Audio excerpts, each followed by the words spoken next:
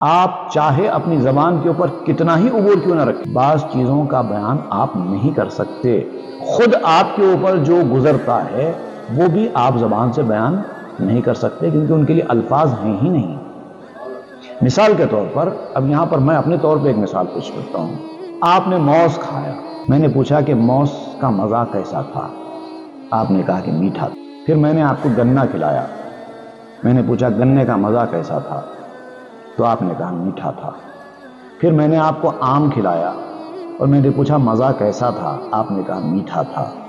تینوں کا مزہ ایک جیسا تھا، آپ نے کہا نہیں تھا۔ تو کچھ ایسے کلمات استعمال کیجئے کہ تینوں کا جو مزہ الگ الگ مزہ ہے، جو آپ جانتے ہیں تینوں کا الگ الگ مزہ ہے، وہ تینوں کا الگ الگ مزہ میرے اوپر واضح ہو جائے کہ ان تینوں کے مزے میں کیا فرق ہے، اس کے الفاظ بیان کیجئے۔ آپ قیامت تک نہیں کر سکتے، آپ کہیں گے کھائیے اور دیکھ لیجیے۔ مطلب جو چیز خود چکھنے والی ہے وہ خود چکھ کر ہی پتہ چلتی ہے، الفاظ کام نہیں آتے۔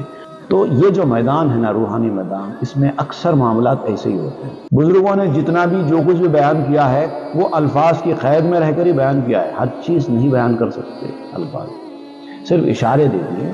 اب یہ بھی ایک اشارہ ہے، آم میٹھا ہوتا ہے، موز میٹھا ہوتا ہے، گنا میٹھا ہوتا ہے، یہ صرف اشارہ ہے۔